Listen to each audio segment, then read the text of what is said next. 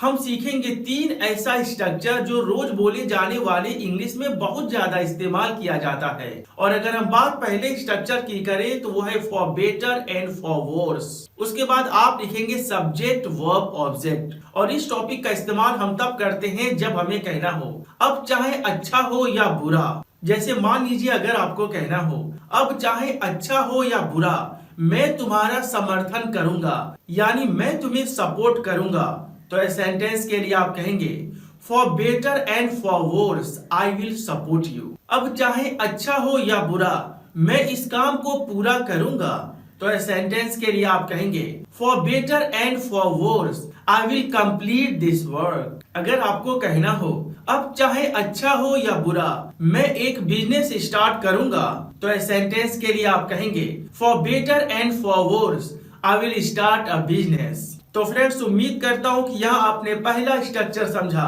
कि जब कभी भी आपको अपने लाइफ में इस तरह के सेंटेंसेस बोलना हो जहां आप कहें अब चाहे अच्छा हो या बुरा, तो इस तरह के सेंटेंसेस को बोलने के लिए आप इस स्ट्रक्चर का इस्तेमाल करके अपने सेंटेंसेस को बोलेंगे। फिर बात हम दूसरे टॉपिक की करें तो वह है इन द गाइज ऑफ। और इस टॉपिक का मतलब होता है के शक्ल में या के रूप में। यानी अक्सर आप अपनी लाइफ में इस तरह के सेंटेंसेस सुनते हैं या बोलते हैं जहां कोई कहता है डॉक्टर के शक्ल में तुम एक लुटेरे हो, या टीचर के शक्ल में तुम एक गुमराह करने वाले हो, या साधु के शक्ल में तुम एक शैतान हो। तो इस तरह का सेंटेंस है जहां आप कहते हैं के शक्ल में या के रूप में, वही आप कहेंगे इन द गाइज ऑफ। जैसे मान लीजिए अगर आपको कहना हो एक डॉक्टर के शक्ल में तुम एक लुटेरे हो, तो इस सेंटेंस के लिए आप कहेंगे you are a rover in the guise of a doctor. अगर आपको कहना हो एक अध्यापक के शक्ल में तुम एक गुमराह करने वाले हो,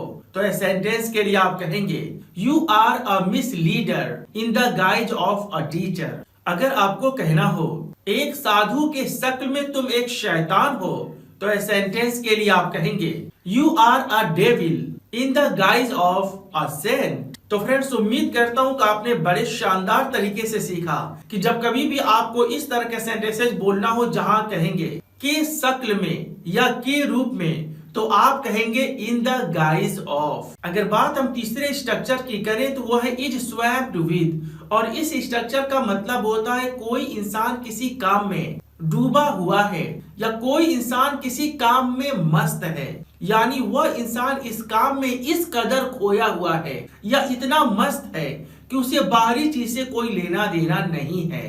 तो यहाँ पर आप कहते हैं इज स्वैप्ड विद। जैसे मान लीजिए अगर आपको कहना हो वह ज्यादा से ज्यादा पैसा कमाने में डूबा हुआ है या पैसा कमाने में मस्त है, तो इस सेंटेंस के लिए आप कहेंगे he is swapped with earning more and more money. मान लीजिए अगर आपको कहना हो वह फर्राटेदार अंग्रेजी सीखने में डूबा हुआ है, तो इस सेंटेंस के लिए आप कहेंगे he is swapped with learning fluent English. अगर आपको कहना हो वह प्रमोशन पाने में डूबा हुआ है या इस काम में लीन है या मस्त है, तो इस सेंटेंस के लिए आप कहेंगे he is swapped with getting promotion. तो फ्रेंड्स, उम्मीद करता हूं कि आपने बड़े शानदार तरीके से इन तीनों स्ट्रक्चर के बारे में जाना।